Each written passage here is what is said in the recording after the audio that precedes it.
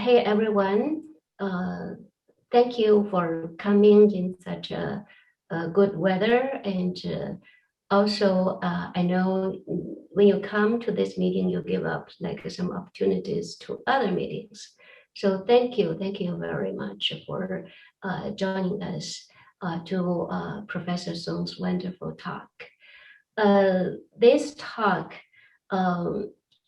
was initiated by Wellesley Chinese Language School, and then we got great support from Wellesley Public Library and from New England Chinese Americans Alliance, and also the Word of Wellesley. So I will pass or talk to the moderator, Rama. Rama is a multimedia journalist, TV personality, author, educator, scientist, and social justice advocate. Over the last 2 decades, her work includes publications in national newspapers, journals, and magazines. She is the producer of several cable access TV shows, Chatting It Up with Rama, Wellesley Media, YouTube. Rama works with several charitable and educational policy nonprofits and is passionate about creating community and educational programming, including but not limited to Wellesley public schools. Rama has a background in geology, biology, and English literature. Her PhD work was in the field of extreme file ecology and geology. I wish I pronounced it correctly. Funded by the U.S. Geological Survey. So welcome, Rama, to be our host for this talk. Hello, thank you. Yeah. So your turn, Rama. Oh, great. Okay. So I am so fortunate. Thank you everyone for attending. We are so fortunate, and I'm so pleased to introduce Professor Song. Professor Song is the Director of Asian American Studies at the program at Boston College. His book is The Children of 1965, and that was an amazing publication. It won the Association for Asian American Studies Prize and the Alpha Sigma Nu Award. He strongly advocates the incorporation of Asian American studies into the curriculum of secondary schools and colleges. And he is going to give us an awesome presentation about this tonight. Can't wait. We're looking forward to it. Thank you so much for that introduction, and thank you for the invitation. I'm about to share the screen with you. This is, I thought it might just be easier for everyone to follow along if I had some slides. This is one of my favorite photographs of all time. These are women in Hawaii during World War II, fighting, acting as firefighters during the war. I think captures something about the spirit of ethnic studies and Asian American studies that I value. I want to thank Hyoung Lee for inviting me, as well as the Chinese Language School of Wellesley. And Maggie Liu, thank you for all your help setting this up. Thank you to the New England Chinese American Association, the Wellesley Free Library, and of course, Rama for acting as the moderator. And I want to thank all of you for joining me, and I hope I will say something worthwhile and worth your time. I want to start by telling you that I've been giving a lot of talks lately, especially after the shootings in Atlanta, but none have left me feeling as anxious as this one. I stayed up several nights thinking about what to say. And part of the reason for my anxiety is the fact that audiences like you, comprised of parents, teachers, and other community members, have so much power. Especially when it comes to education, you are a dominant force. Too often, when I talk to students and others, there's a feeling that big changes occur at the international or national level or in boardrooms of big companies. And this isn't entirely false, but it ignores the importance of local elections and local decisions. School districts, towns, counties, and states are where important decisions are made every day. And these decisions have an immediate impact in a way decisions made elsewhere don't. So as residents of a town like Wellesley, or really wherever you live, your opinions matter. And so with that thought in mind, I want to talk about something that you can do as a resident of your town. You can become an advocate for ethnic studies from K through 12 education. And I want toward that goal of encouraging you to become an advocate using the power you have. I want to offer you 4 takeaways. First, it's never too early to teach subjects explicitly related to race and racism to our kids. Second, these subjects have to be taught again and again through all grade levels and is not something that can be introduced once and then be done. 3, when we talk about race, we need to define race broadly so that it's not just about the relationship between Black and white people. And finally, and I think just as most importantly, the goal is to help all of our students to become active participants in a vibrant, multiracial democracy that we have yet to create. Before I go into detail about these individual points, I'd like to say something about ethnic studies. What I mean by it is the systematic study of race and ethnicity that community organizers fought for starting in the late 1960s. My understanding of ethnic studies is that it is a deliberate attempt to make the study of race and ethnicity an important part of the intellectual work that colleges and universities do. Some of the things that guide and motivate practitioners of ethnic studies is the desire to face head on the most ugly events of our past and not flinch from their significance. To look at the present and at how the country's institutions and even our very speech are structured by racial considerations. Think about what's happening in this country in an international context so as to understand how our lives are inextricably linked to the fortunes of other lives lived elsewhere. It's to be brave enough to address the inequalities and injustices that prevail all around us by first acknowledging them as candidly as we can. So let me go to the first point, teaching kids about race and racism from a young age. My wife is actually a psychology professor who does research on Asian Americans, among other topics. And this means that I benefit a lot from her insights. So as soon as I mentioned that what I was planning to share today, she said, there's a lot of research in developmental psychology that has shown how children from a very young age notice racial difference.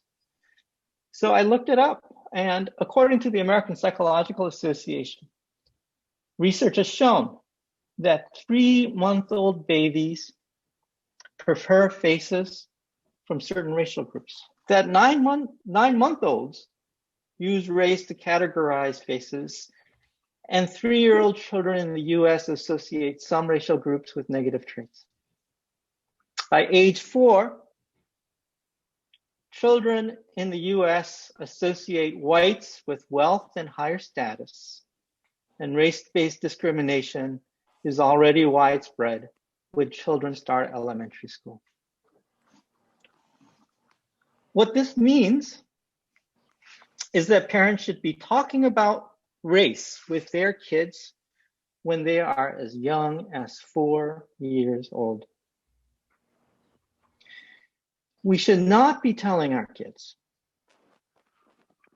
not to notice racial difference or to insist that we are all the same on the inside, nor should we tell them not to speak of race in public because it's not polite. Young kids are clearly already aware of such differences. And if we teach them to ignore what they are already observing, what are we communicating to them? We're saying there's shame in noticing what they're noticing. We're telling them that they have somehow failed morally for noticing such differences. So my partner and I decided that with our children, we would try to reassure them that it's okay to notice racial difference. It's all around us, and we shouldn't shy away from observing what's obvious. And then we try to put the differences into a context that we hope they will understand. So from a young age, we told them that we are Asian Americans in a country that doesn't always see us as equal. We also told them that being Asian American gives us relative privileges that other groups do not have. And we should be mindful of these privileges as much as we can be. We told them it was important to speak up and not get pushed around, but that we also have to be mindful of the needs of others. We try not to shy away from topics like this country's history of slavery, of the treatment of Native Americans and their removals, of racist immigration policies, of housing discrimination, and so on and so forth. Trying to shield our kids from discussions of such topics has always seemed to us to be putting them at a disadvantage, while being as frank as possible in a way that they can understand means they will be as ready for the world as we can prepare them. Knowledge about racism from a young age is a kind of inoculation we were trying to give our kids. I don't think we've always been successful in doing these things, at least not as much as we'd like, but we've tried our best and we haven't given up. And I have to tell you, I was really proud of my son when he was in middle school a few years back. He was in a class and there was one other Korean boy in the class with him. And the teacher kept on confusing their names and he immediately said, you know, stop confusing us. We're not all the same. So for myself, I have always tried to give my kids the kind of open dialogue that I wish my parents had given me when I was their age. Again, according to my partner, there's a lot of research suggesting that Asian American parents do not provide racial socialization the same way that Black parents do. And what happens as a result is that with no preparation or dialogue, Asian American youth may internalize the experiences of racism and the negative messages toward them. And this internalization is associated with high rates of mental health issues, especially anxiety and depression. So I don't blame my parents for not having these conversations with me. Much of this was new to them and unknown. They were new immigrants. And they did their own very best under some very trying circumstances. But I do try to give my kids what I wish I had, and that's open dialogue about race and racism. And I've been both grateful for efforts to do the same at our local school and also mindful of the limitations of such efforts. So The next point I want to say, and this is directly related to this idea of what schools can offer our kids, is the importance of repetition and immersion. There's a debate that's been going on at my university among some of the faculty, not everyone, but some of the faculty where I work, people who care about these issues. On one side, many faculty and administrators have argued that we need to require all of our undergraduates to take a cultural diversity requirement. The reasoning is that there should be at least one course that all the students take that explicitly discusses the topic of race, racism, inequality, and social justice. Students in such courses struggle with the questions such topic raises and read works that have tried to address these questions. Some of us have even gone further to say that cultural diversity is too watered down and we need to be more specific. So we have begun to also offer courses that fulfill this requirement under a label engaging difference in justice, as well as difference, justice, and the common good. And we keep moving to trying to be more explicit. On the other side of the debate, there are faculty and administrators who've argued that such a requirement, even one that's explicitly titled, communicates the wrong message. They reason that these topics are somehow, they worry that what we communicate is that these topics are somehow not applicable to other requirements like history or literature or social science, natural science, math, philosophy, theology, and writing, which all our students must take. So what the other side argues is that rather than having a separate designation, we should find ways to make the topic of race and racism, as well as gender, sexuality, class, and nationalism relevant to as many classes as possible. Make sure it just gets spread around so we don't segregate that discussion of it. My own position on this debate is that we need both. We should have a very specific requirement, and we should make sure these topics are taught across the curriculum. Specific requirements give explicit space for students to think about these topics in a structured way as possible. What they offer at their very best is opportunity to have difficult conversations about topics they may never have occasion to speak about otherwise. Just think about how hard it is to talk about these subjects when you're at dinner with friends. We need such discussions to also be reinforced elsewhere so that students can see what race and racism in particular has played their role in shaping the world around them. And I want to finally add that these discussions have to start sooner than college. It should happen in grade school. So I want to give you a personal example of how this can be done. I have two kids, one in high school and one in elementary school. And my youngest, my daughter, is 10 years old and she's in the 4th grade. And very sweetly, she's wanted me to read some of the books that she's been reading. And I said, yeah, I'd love to. And so she's been hand selecting books for me to read that she's enjoyed. And one of the books of two so far, I have to say, that she's chosen for me to read was Front Desk by Kelly Yang. It's loosely based on the author's life as a young Chinese immigrant named Mia, that's the name of the character, and her family as they struggle with poverty, with racism, and with feelings of being displaced. They somehow end up managing a motel in Southern California. And they also have to struggle against the rich Chinese owner, who is also their boss. The Chinese are not always the good guys. And one of the challenges that confronts Mia is trying to figure out who she can rely on and who she needs to keep her distance from.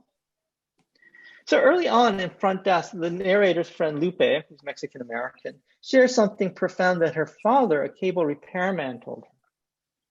According to the book, there are two roller coasters in America, one for rich people and one for poor people.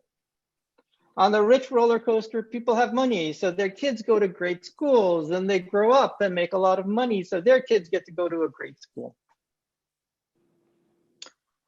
We're on a different roller coaster. On our roller coaster, our parents don't have money. So we can't go to great schools, and then we can't get good jobs. So then our kids can't go to good schools. They can't get good jobs, and so on and so forth, VP says. I honestly cannot explain how structural inequality is perpetuated intergenerationally better than this. This is a phenomenal explanation. And I'm certain that for kids like Mia and Lupe, this lesson does not go unlearned. Poor children, especially poor children of color like Mia and Lupe, are aware of how the odds are stacked against them. And their parents go out of their way to prepare their kids for what it means to live with such harsh facts. I know this to be true because when I was Mia's age, and when I was my daughter's age, my family was poor too. I've been lucky because my parents were able to claw their way out of poverty and get us off that or other roller coaster. And now my kids are lucky too, because they get to go to great schools. They don't have to worry about shelter or food or having to sleep in their car, as Mia does at the start of the novel. And they can focus on preparing themselves for what exactly? What do we want our kids to be prepared for? When I think of this question, it seems to me that the answer for me is greater awareness of such differences and the importance of not taking what they have for granted, and for the need to recognize the struggles of those less fortunate. I want my kids to think about what they can contribute to the lives of others and how such contributions work for a greater good, and not only be striving to take as much as they can get. I don't want my kids' education to be focused on getting a good job and improving their class status. I want my children to have the opportunity to think hard about the two roller coasters and how they can help build something better in its place.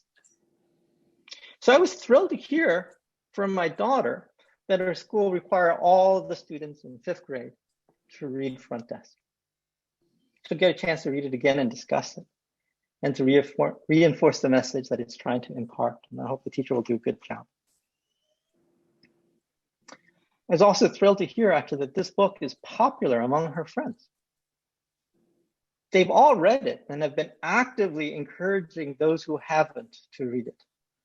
So the kids themselves obviously want this kind of storytelling, one that both helps them to make sense of the social pitfalls and inequalities that are glaringly, but often confusingly around them, and helps them to navigate these pitfalls and inequalities.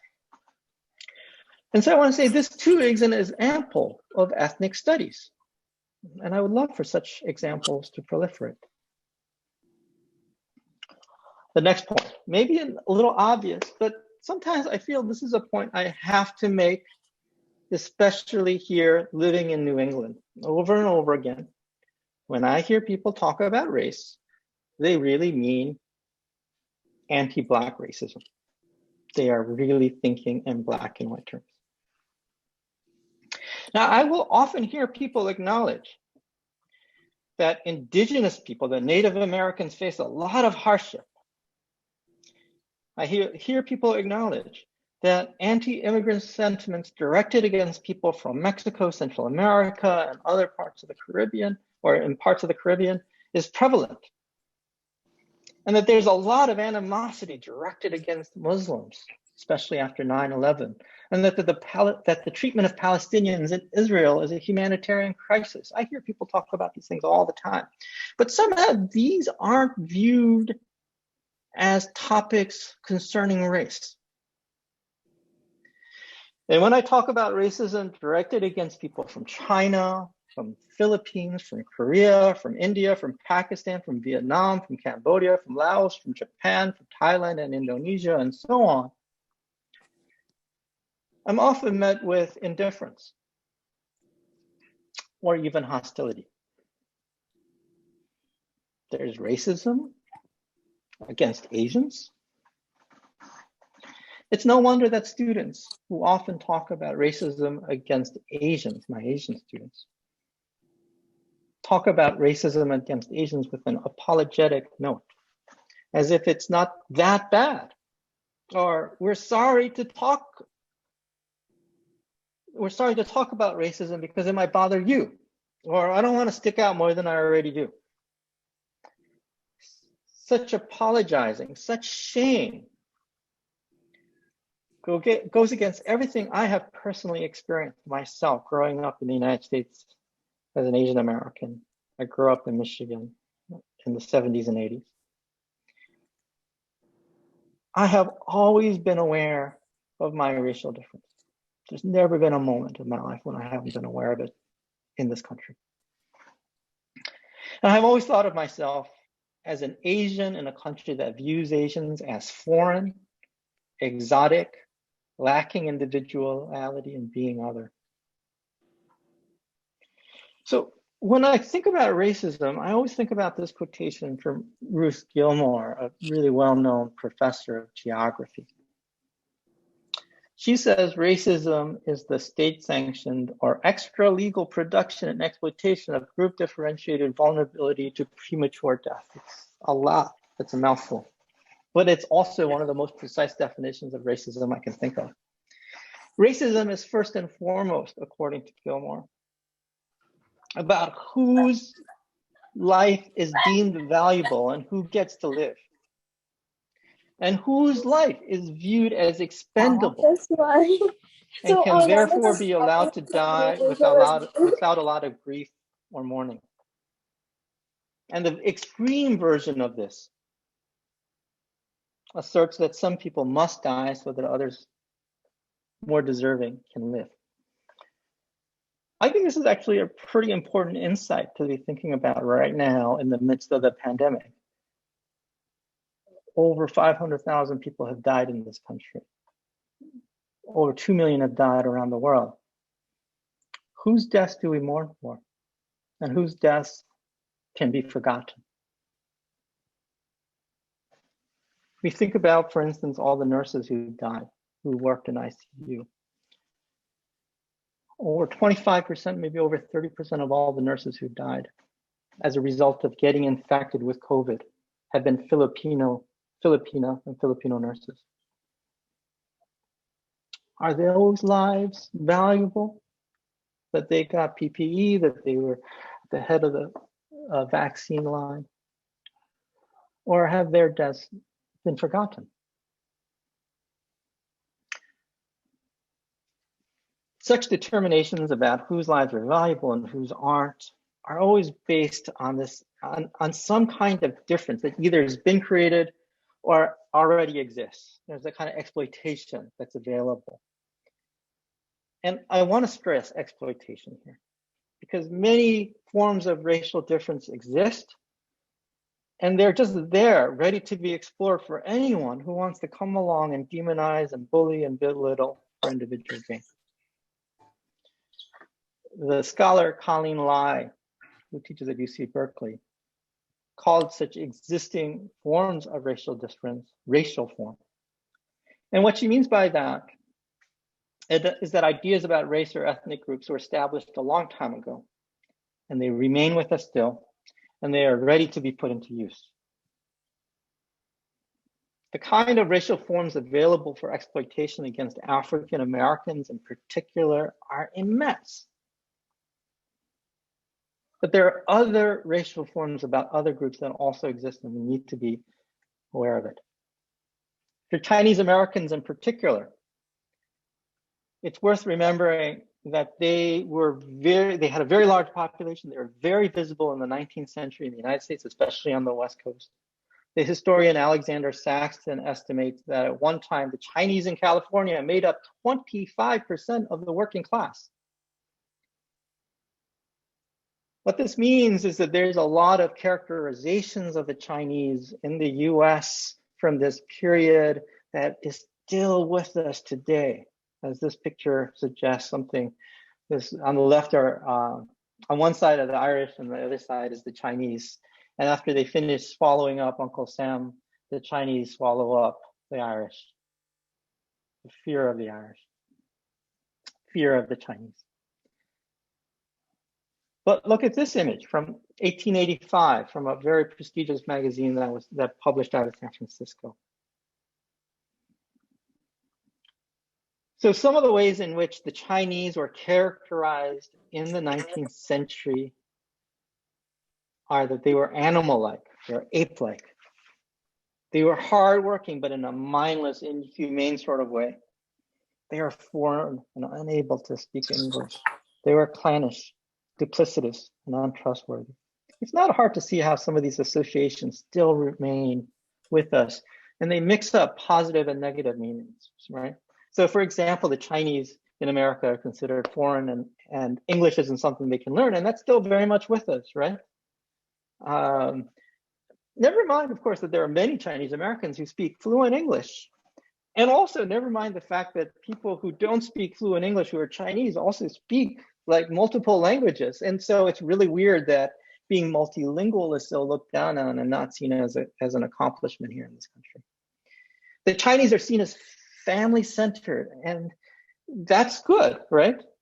But on the other hand, that family-centered means that they only care about other Chinese people.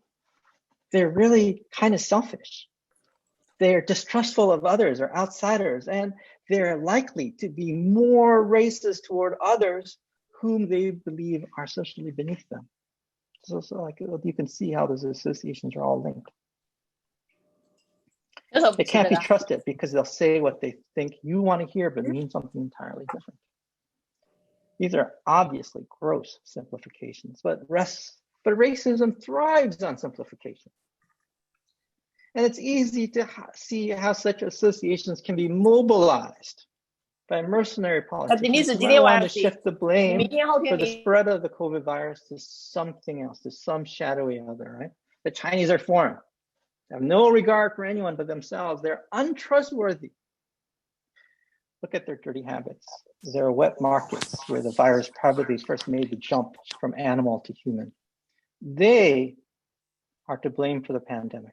The China virus, the Kung flu.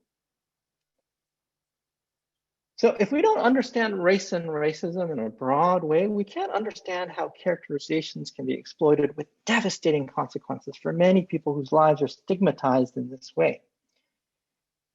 And we have to go further than that, right? We can't just stay at the level of analysis that focuses one at a time on one individual ethnic or racial group. We want to make sure that what we advocate for doesn't do harm for others. Let me give you a couple of examples. We see, for instance, in the debate about affirmative action in college admissions, that the media likes to characterize Asian Americans as being almost uniformly against affirmative action. And there are certainly many vocal Asian Americans who fear that racial prejudice is being used to deny their kids admission to their college of choice. But it's also important to notice, right, that there are many Asian Americans who support affirmative action. I consider myself one of those Asian Americans. And the reason for my support is because I understand how holistic measures that include considerations of race benefit other racial groups who might otherwise not gain admission, and should also benefit some Asian American ethnic groups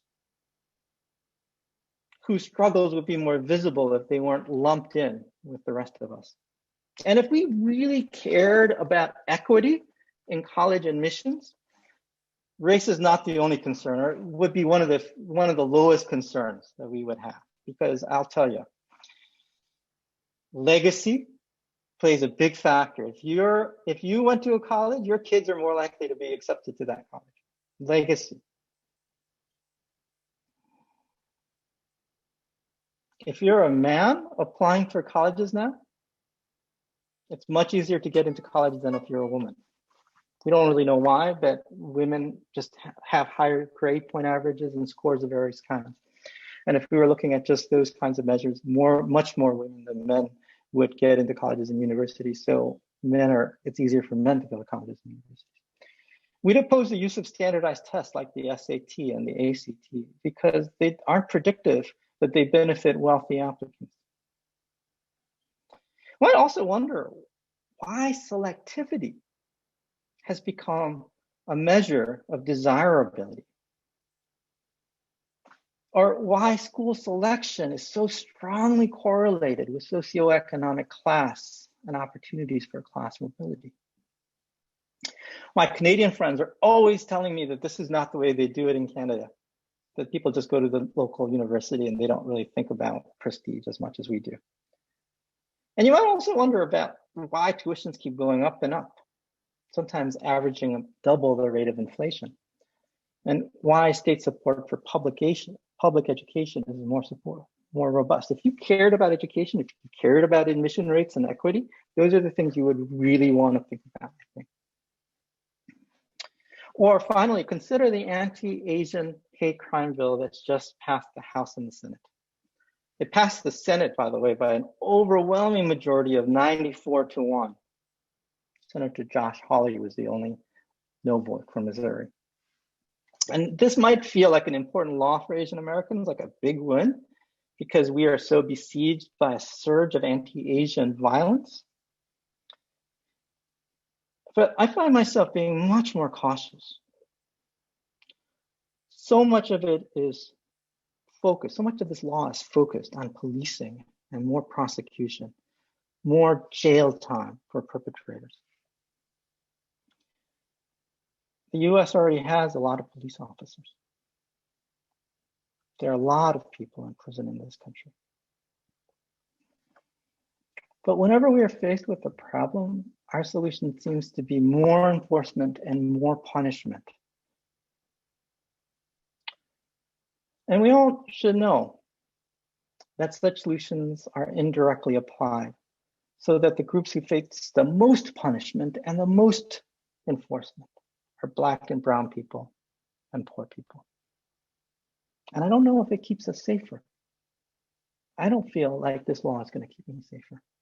So imagining a vibrant multiracial democracy to come. I think this last point speaks to itself, and I've spoken a lot, so I apologize. But I do want to spend a little bit of time talking about why this feels to me not just an academic issue, but really a personal one. I've already talked about my kids. And when I think of the next few decades, when my kids are going to have gone to college, they'll hopefully have found themselves a good career and a loving partners. When I think about the next few decades and the life that's waiting for them, a chill runs down my spine. We know that some very bad things are coming. The global climate is changing for the worse very quickly. The US government is fractured and it's increasingly being attacked. Its legitimacy is increasingly being attacked. We're in the midst of a historically terrible refugee crisis, and it seems only to be getting worse. And those old ethnic and racial prejudices not only live on, they seem to gain strength from the turmoil we find ourselves in. So given all of these differences between us, given the challenges, how do we come together to form vibrant communities that can not only survive what's coming, but find solutions to all the problems that confront us? One reasonable response to this question, it seems to me, is to make sure our children from as young an age as possible and at every grade level are aware of the reasons why we are so divided, so they can learn to work together to find a more inclusive and just way to live our lives than currently seems to exist. My last point is this. if this sounds reasonable to you, and I know it won't to everyone, but if it sounds reasonable to you, here's what we need to do. We need to figure out how to change our attitude toward teaching as a profession and find ways to make teachers and administrators more diverse. We need to diversify the faculty and the administration and staff. We need to diversify the curriculum. Right now, we are facing, in this country, an imminent teacher shortage because so few young people, and especially young people of color, are willing to go into the profession. And why would they? Teachers are often vilified, and there is increasingly less and less respect for their professional autonomy. The pay is highly uneven, even here in Massachusetts, which boasts some of the highest average salaries for teachers in the country. There is an enormous disparity between districts. I looked this up to try to make sure I got this right. In the last year, the highest paying district in Massachusetts was Concord, Carlisle, not Wellesley, I'm afraid, Concord, Carlisle. And the average salary was $107,527, not bad. The lowest salary in Massachusetts was in Savoy, near Pittsfield out west. The average salary in Savoy was $41,937. That, in very expensive Massachusetts, is not good. So, an interesting thought experiment I sometimes have with myself. What would happen to the profession of teaching if the average salary rose to $150,000? Why does that seem so absurd to us? My point is this.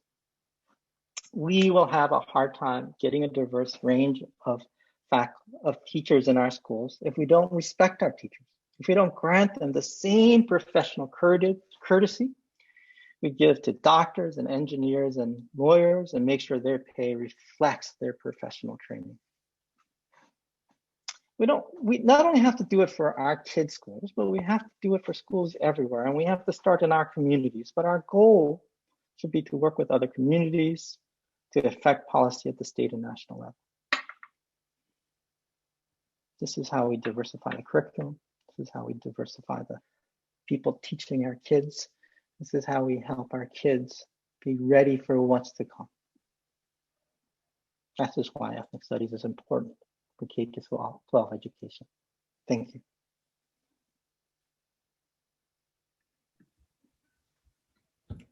Thank you, Professor Song. That was amazing. We'd like to open it up for some questions and discussion. Please feel free to raise your hand or type in your questions on the chat box.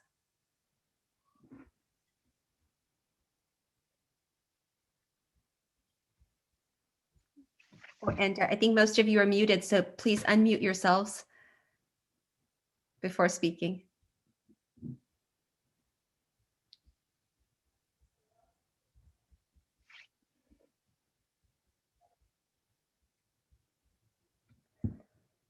So actually, I think tonight we have the superintendent from Lexington Public Schools, is that right? And that's some interesting comments in the chat.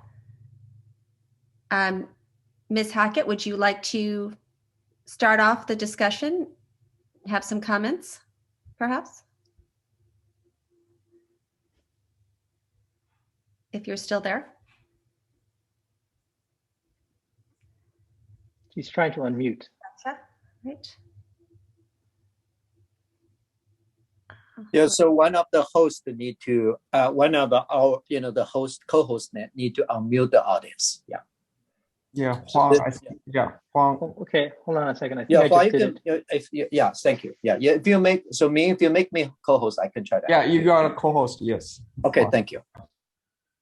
So let me do this. So Julie is my guest here, Dr. Hackett. So let me actually brought her in as a panelist. If you guys don't mind. Yeah, thank you. Okay, so Dr. Hackett and so please jump in. Thank you. Sure. Can you hear me? Yes, we can hear Thank you. you. Now you are one of our panelists. Oh, can you hear my dogs too? Yes, we hear that. They have been so good up until this moment. That's how it works. But anyway, thank you so much for inviting me in. I'm always amazed by all the incredible work that you do. And this was a fascinating conversation. I think that a lot of what the professor spoke about is part of the conversation that our young people are having in particular right now.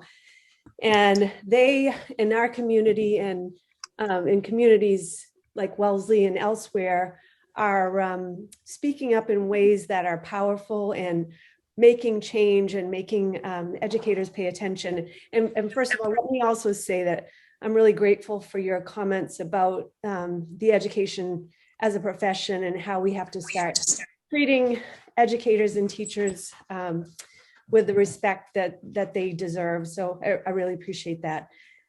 Back to the kids. The kids I think are impacting our educational systems in powerful ways. I was able to be at the rally with Hua and others, and our young people spoke up and said that they want to see themselves reflected in the curriculum, and they want for us to teach very explicitly AAPI history in the curriculum.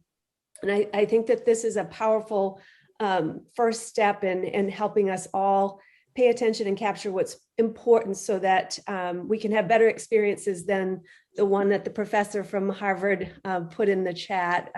Sounds like 30 years ago, things were challenging, and things are still challenging today, to be sure, but we are working hard at trying to be better, more inclusive, and to develop a diversity, equity, and inclusion curriculum pre-K-12. To the professor's point, it has to start early. And we're enlisting our students in that effort in Lexington. So they're helping us develop curriculum and become activists in this role. So I'll pause there. While I'm happy to mention anything I missed. No, you're doing great. So now I think, so we're giving back to Rama, so you can considering moderating. And then, so Dr. Hackett just gave a view from the, school district point of view. Yeah. That's awesome. Perhaps we can unmute other attendees so that in case they'd like to pipe in, they can do that. Yeah, so anyone who likes to speak, and please raise hand, and then so we can go there to unmute you. Thank you. I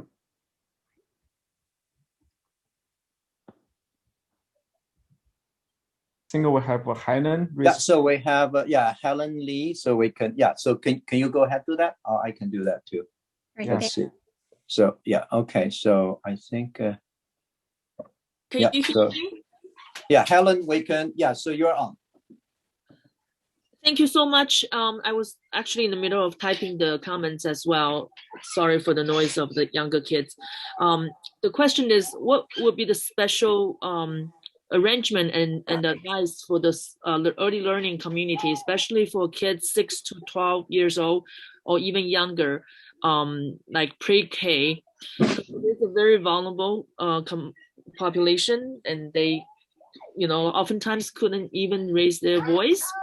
So to prevent them from being the victim of bias, besides hiring personnel and staff who are capable of speaking another language besides English and have the cultural sensitivity training, and also the curriculum, is there any advice for staff around this age group to have a more sustaining social justice practice in classroom and in community in general, to have them have the time and the ability to get to know family well, that from other culture, and to really spend the time to get to know the family, besides making assumptions about what they know, and also explore what they don't know about. Because I was the public school teacher for Newton and Needham and Cambridge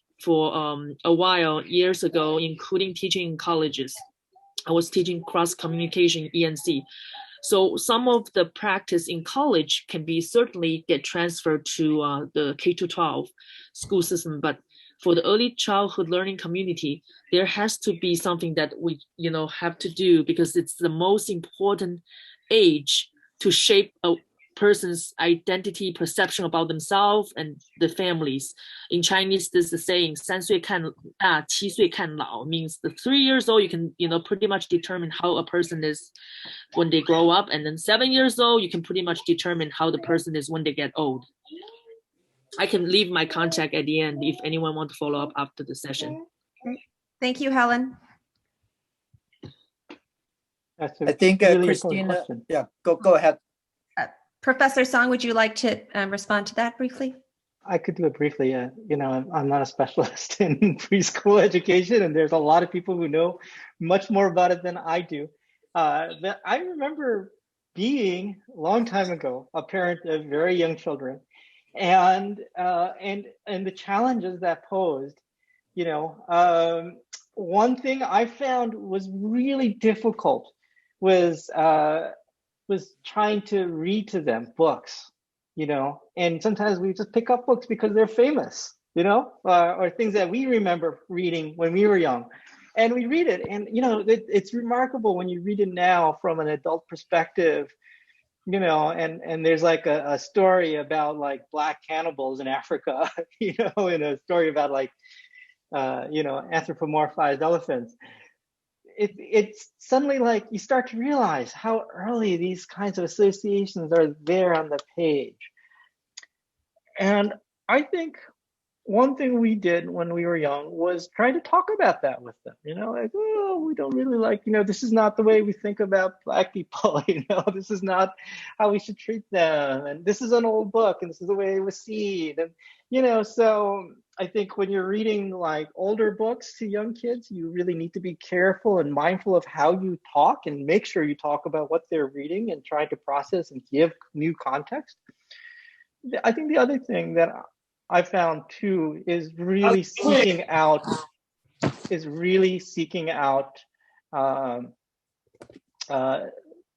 diverse books, new books that are mindful of these things, and really trying to be very careful about what we expose our kids to, because there's just a lot of toxic stuff out there. Just a lot of toxic stuff. Yes. Any example of books that you recommend? Not at the top of my head, though. A slightly older book, I don't think it's more for like 3rd or 4th grader, is what's her name? It's a terrific book, and she teaches at UMass Boston. Susan Tan has a really terrific book called Sheila Lee Jenkins. So it's a little bit for older kids, but if you have kids who are like in the 3rd or 4th grade, I highly recommend Susan Tan's Sheila Lee Jenkins. It's a terrific book. Okay, my daughter and I spent a lot of time reading it. Yes. Yeah, I had a book about stories of an only child's mom from China to America. They're trying to have another picture book of the version of to a younger age, because it's sometimes has to be age appropriate. And I think the advice you gave is great. It's how you talk with the kids, and that starts from the learning center, how the staff and the directors approach the parents and kids, because oftentimes the perception develop from how the parents and family were treated by the staff and educators there. And oftentimes I would like to just add, Helen, to look for board books that are written by diverse authors, because they often have really great perspectives. I remember there was I can't remember the titles off the top of my head, but we read them so often, they're like embedded in my head. But there was like one book about bibimbap that was really terrific, and it was like kind of sing-songy. There was another book, a picture book about a Chinese family growing like ugly vegetables in the garden, and and those were terrific books. And we didn't have those books when I was that age, and I was so glad that I could get them for my kid and read them with them and really share them. So at least we have, in addition to the toxic stuff that's out there that you need to contextualize, there's some really terrific books out there, and you have to go look for them. But if you can find diverse authors and really get those books into our kids' hands, I think it's a real benefit to them. Thank you so much, and hope that a lot of school districts will be as open as Lexington, because some of the the North Shore and South Shore school district, they are, not as progressive as some of the school districts like Lexington, Newton, and like Cambridge. And it's hard because of the tensions, with budget and how does policymakers decide where to allocate the money. We really feel the pressure is on, because how do we really advocate as a community to make sure they understand the value of adding those curriculum in. And sometimes the chairman of the school board and the mayor and the legislation has to be in place. If you guys have any advice on that, that would be great too, because that's one of the obstacles by for the process in getting those curriculum in. Thank you. Christina, did you have a comment or question for Professor?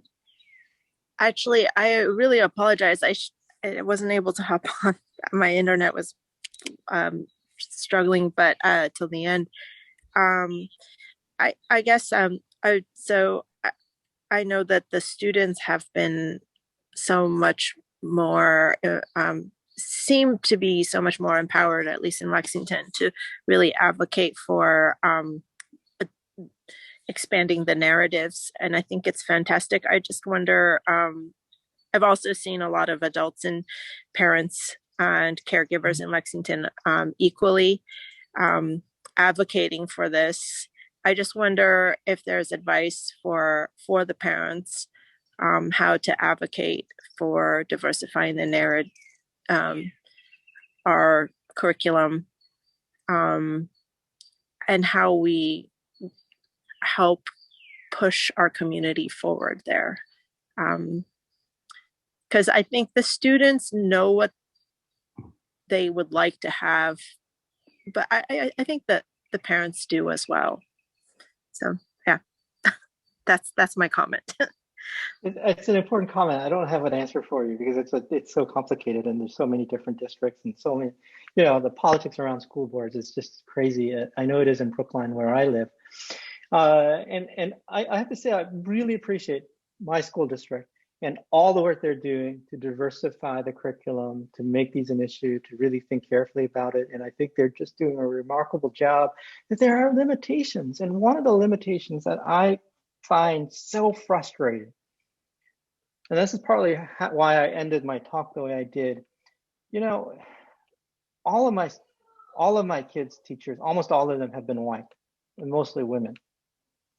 So they're not getting exposed to a lot of diversity in who's instructing them, right? They've got a few specialty teachers who are Asian American. It's like one or two African Americans, but if you think about it, it really makes a difference. I mean, I think it's so sad that so many of my students, the first time they've ever encountered a non-white teacher in a classroom is when I teach a class. And this is college. I mean, I think that's nuts, right? And I bet it's the experience for a lot of people, a lot of older people like me. And I really think, that's an important issue. Diversifying the curriculum is important. Diversifying the faculty is important. They're not the same issues. They're two separate issues, and we need to work on them simultaneously. But the diversifying the faculty is hard, especially given the circumstances, the culture around teaching, and all the other stuff I talked about at the end. We had a question here about the rich going to good schools and getting good jobs. Is that still true now? And is it because the good education is the good education that they get? And if this is the case, are we promoting equality with respect to teachers versus doctors or lawyers? Then why don't we promote equality for the schools you graduate from? It's a question. It's an important question, and I have a bad answer for it, or I have bad news. Not only is it still true, it's even more true.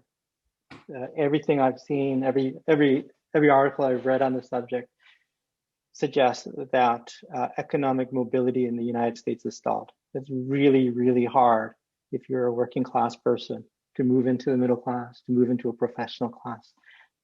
there's just not that much economic mobility in the United States. It's become really, really entrenched. It's much, much harder now.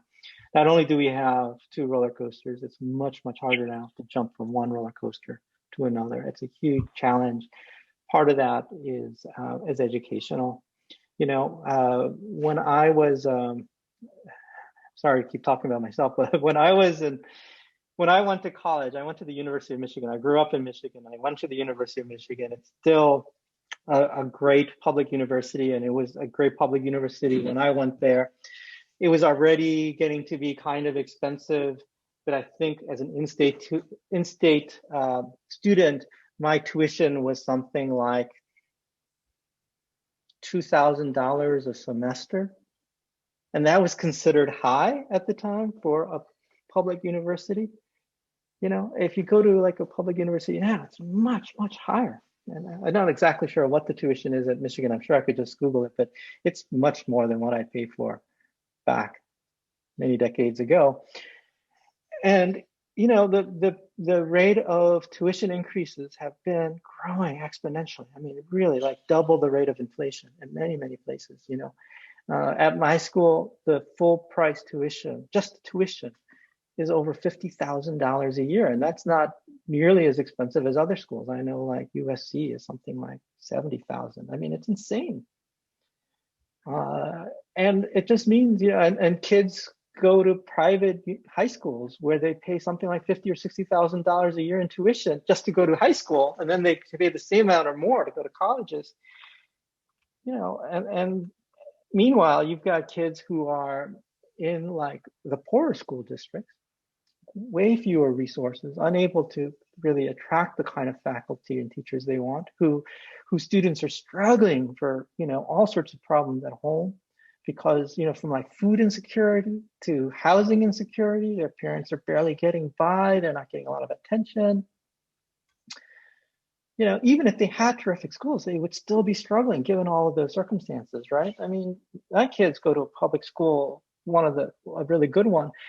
And on top of that, we pay for them to do like Kumon and extra math, and, you know, and we hire tutors to do all these things. So, you know, they already have a leg up in a way that a kid who comes from these poor schools don't have. I mean, it's entrenched and it's getting worse. So Professor Song, we had another question that wanted to get your opinion on. What is the best way to get more of this material into the K through 12 curriculum? What's a way to get that accomplished in our school systems? You know, some school districts are now experimenting with laws that are requiring ethnic studies classes. California has passed a similar law like that, and some of the anger around ethnic studies and, you know, the anger around critical race theory, you hear sometimes, clearly they don't know what critical race theory is. It's actually legal. It's a set of legal arguments or arguments about the law. Is in response, I think, to these kinds of efforts to try to pass legislation to make these courses, you know, widely available across the curriculum and across the school district. Connecticut is doing something similar. They're trying to establish some kind of standard. They did actually an online webinar just last week. It was fantastic, and there were some really good resources that they shared. But there's a piece of legislation at the state level that's mandating a certain kind of curriculum for Asian American studies, and it looks like a terrific piece of law. It's not requiring students to do it, but it's creating a set of standards that all the schools will have to meet, if I'm understanding the law correctly. And I think paying attention to what other states do, especially what, you know, people who are trying to bring ethnic studies to the classroom, you could do it here. You know, why don't we take those laws? I mean, it's already written. We could just take those laws and push it through our own state legislature. I don't see why we couldn't do something similar. I know the Boston Teachers Union is also doing some really terrific work right now. There's actually a group within that union. I think it's called Ethnic Studies Now, and they're doing some terrific work. They presented something at the webinar I went to last week. So there's some really active people with some really great ideas out there. Lots of things happening at the state level at other states. I don't see why we couldn't start thinking about how to advocate for that kind of legislation here in Massachusetts. We should be the leader on these subjects, I think. given all the schools that we have. Min Zai, did you have a question? No, I don't have a question. I just have a comment because I work as an adolescent psychotherapist. For the past 16 years, I've been working primarily with adolescents in the bigger Boston area. And I've seen a lot, and also 90% of them are either Chinese immigrants, first or second generation families. And I've seen a lot of kids suffered from mental illness, especially depression, and with a lot of anxiety and confidence issues due to identity confusion during adolescent years. And a lot of them has to do with their culture identity and the stereotypes that they have experienced growing up. And some of them were bullied in elementary school or in the beginning of the middle school, which was very much primarily where the bully started, what's getting the worst at that age. So why a lot of questions are put on schools and on the societal, on the public policies that we're going to promote in, we're trying to fight for from the standing point. But I think that if we're talking about elementary education, if we talk about the basic standards that we want to hold for our children, I think home education, family education is the front line. Is when they're in preschools, what you taught them, how do you build their racial pride? And I know so many immigrant families, and they send their kids to Chinese school on the weekend, on Sunday, and that would be it.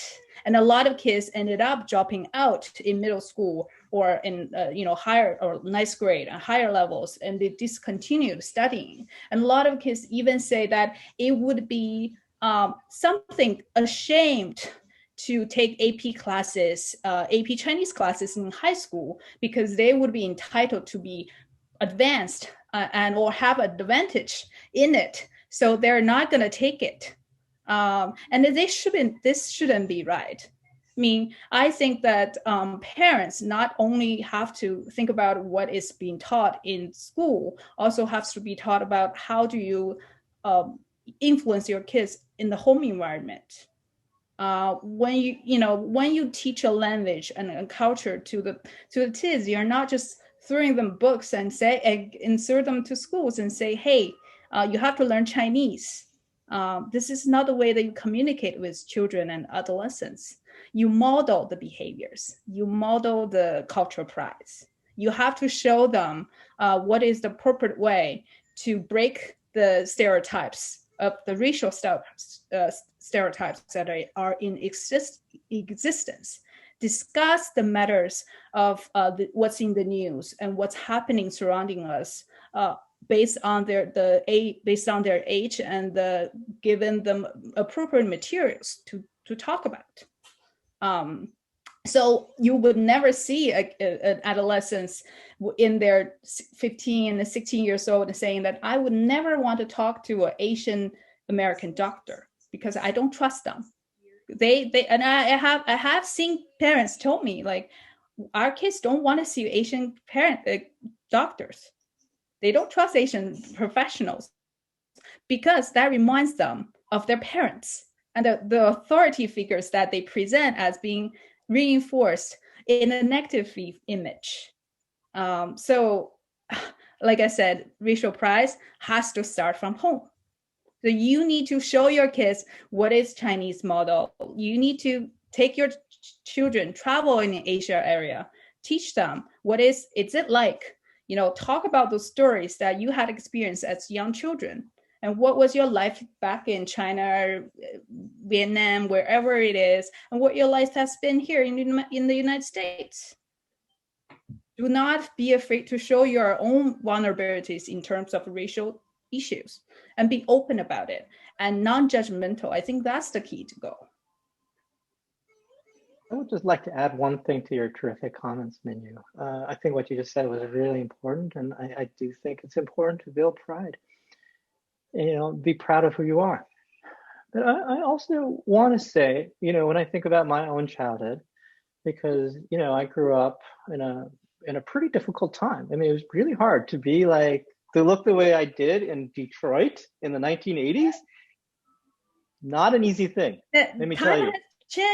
Time has changed, Professor Song. I Not back actually then, though. had, yeah, But not back then. I understand. I have seen, one of my old students. I used to teach in a therapeutic, be a counselor at a therapeutic school, and where a student, he's in college, probably graduate from college now. His last name was Qian. Well, in Asian, in old versions of spelling was CHAN, Chan, and because his parents came here in the 80s and the 70s, late 70s, they changed their last name. He changed their last name from Channing to Chan, from Chan to Channing, so it sounds like American. But I agree that historically that's what people have experienced. It was. No, I just want to say that my parents sent me to Korea to build that kind of pride. It was a nice experience. It didn't help me that much in high school. It was really a difficult time. I mean, I grew up with a lot of the same issues that you talk about. Teens having, because I was living under the circumstances, and the thing that helped me the most was in high school. I started cultivating a diverse group of friends. So they weren't all just Asian, and they weren't all just Korean. In fact, there weren't that many Koreans around. Anyway, like I had like Chinese friends, I had Indian friends, I had friends from the Philippines, I had friends from Paraguay and other parts of Latin America. And we were kind of nerdy. And we also had some Black friends too. And it was being around people who just didn't fit in, and having friends and being together. That made a difference. To know that the experiences I were having wasn't just my own, and it wasn't just because I was Korean, because all of my friends were having the same experience, right? But that.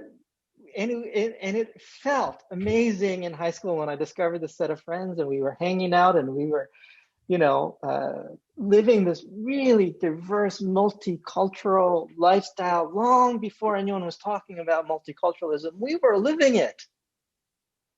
And it felt like we were experimenting with the future. Like we were trying to create the future amongst us, right? This is the way everyone was going to live eventually. We just got there a few decades before everyone else did, and it felt terrific.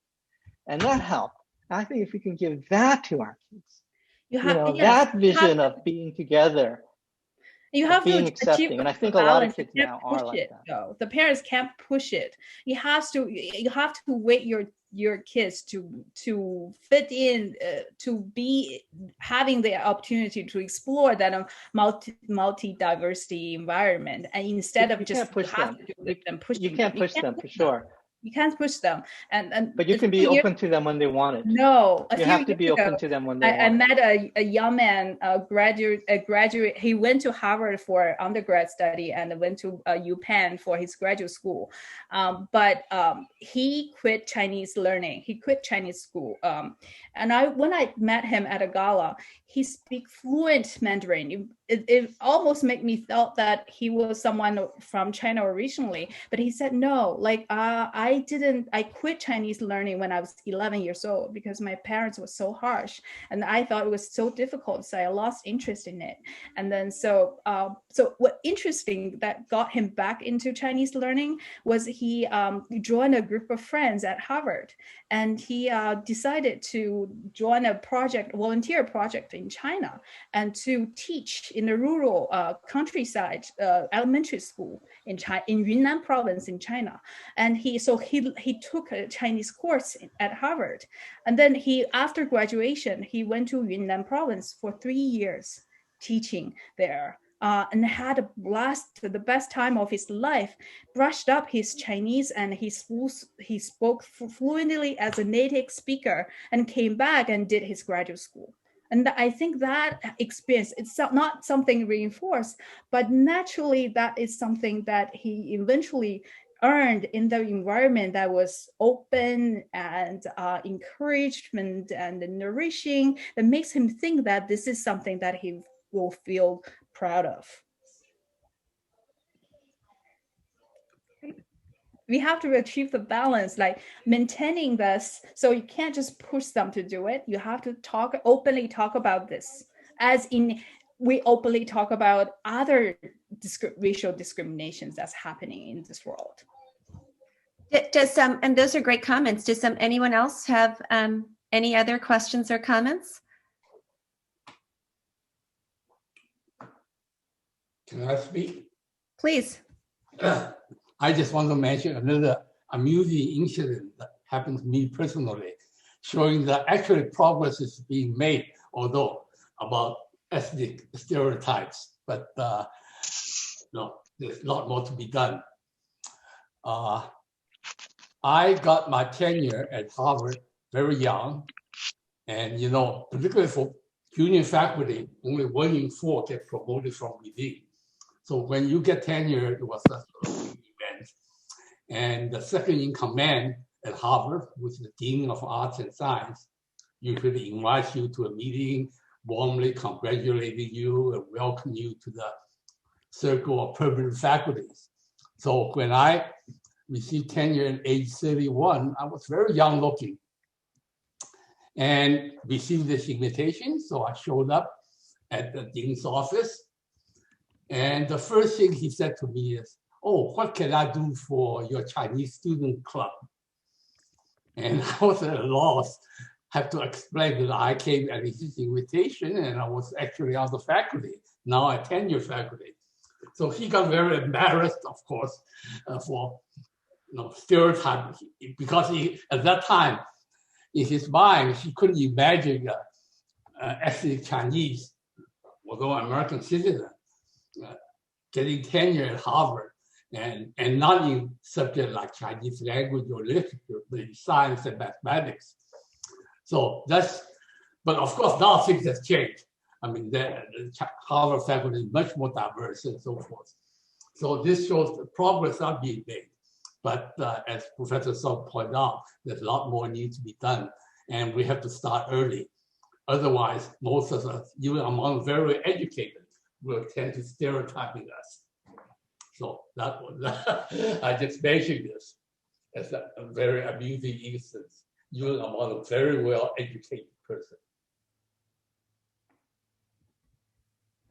And we have one more question or comment from Ying Lu, and it reads, the issues of ethnic and cultural diversity go beyond simplified racial categories. Professor Song, you mentioned critical race theory and the tendency of people in the United States to oversimplify the issues of ethnicity to Black and white race problems. Do you envision a theory or a broad overarching framework that can actually support multiculturalism and the underlying immigration stories and history of globalization in ethnic studies that go beyond the US-centered race talks? Thanks. If I understand your question correctly, I would say, first, critical race theory, again, is a theory proposed by legal scholars, some very prominent legal scholars, most of whom were people of color, including some very prominent Asian Americans, who argued that race affected how laws were passed in the past, and that continues to shape the way law is written today. That's it. That's the argument. And I think it gets grossly mischaracterized. I do think, as I said in my talk, that it is important for us to think about race, not only in the US context, but internationally, to think about broad coalitions, to think about how we are interconnected, especially now. We can't think just about the United States, but we can't not think about the United States either. And I think that's a really difficult conundrum, I know that in many schools that have a very robust ethnic studies program that's training a lot of graduate students, a lot of those graduate students are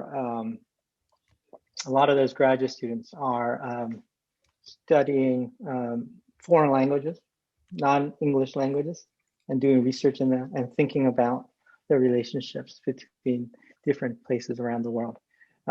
So for instance, people who are researching like the experiences of the Vietnamese who left Vietnam after the war, don't just pay attention to what happened to them here in the United States, but follow them elsewhere to places like Paris or France, where many Vietnamese refugees ended up, thinking about the different relationships and the experiences they've had. We call that a diaspora.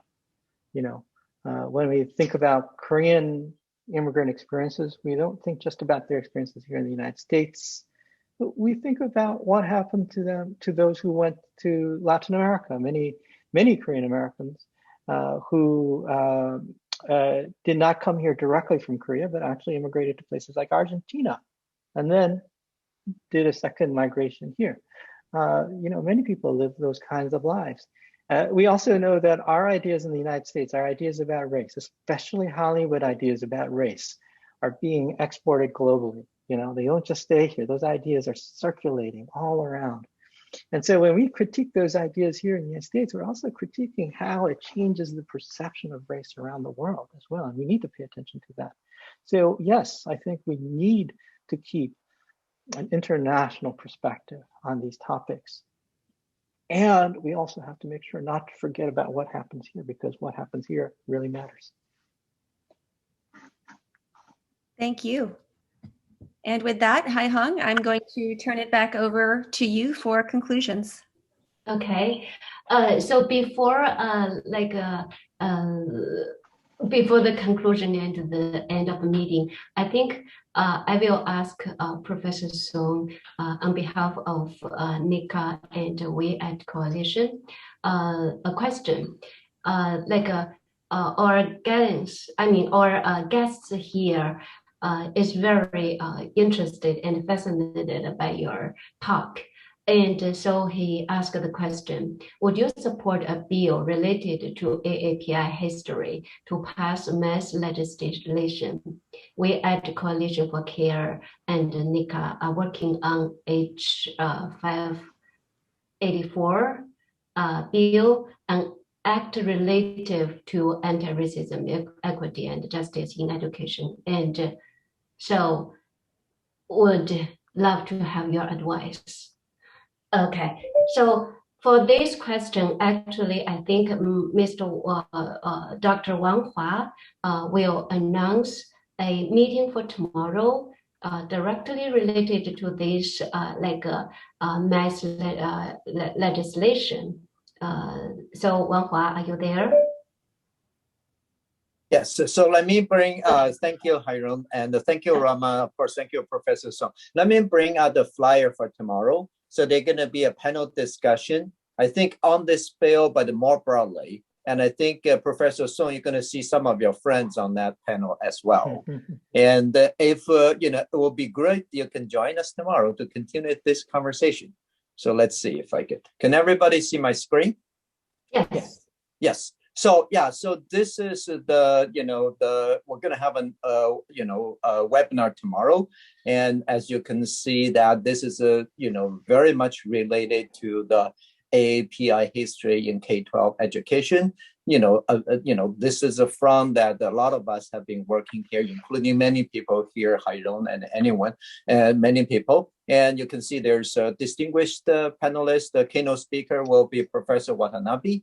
And moderator will be Professor Liu, and then we have a panelist from activist Maidu and our state rep, who's the sponsor of the bill, Erica, and also the chairperson of the Asian American Commission. Sam is going to join us. So this will be a segue for tomorrow's seminar, and we'll welcome to everybody to join us again. And Professor Song, if you can come tomorrow. It would be great to have you be part of this discussion as well. So, thank you so much. Yeah. Okay.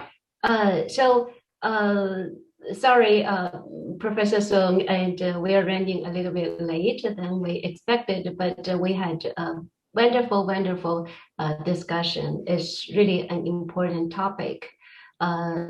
I'm very inspired and enlightened, from your talk and the discussion. And thanks, Rama. Thanks, Wang Hua and Julie and Hackett. And thanks for everyone. And my final appreciation should go to Maggie Liu, because she's the person actually who coordinated with Word of Wellesley, with Word of Library, the Wellesley Library, and with NECAA. So we had a lot of activities. All actually directs come from Maggie Liu. Okay, so Maggie, once again, thanks for everyone, and hope to see you tomorrow. Yeah. Thank you so much. Yeah. Thank you, Maggie. Thank you, Hyoung, Rama. Thank you, particular Professor Song. Thank you. Yeah. Thank you.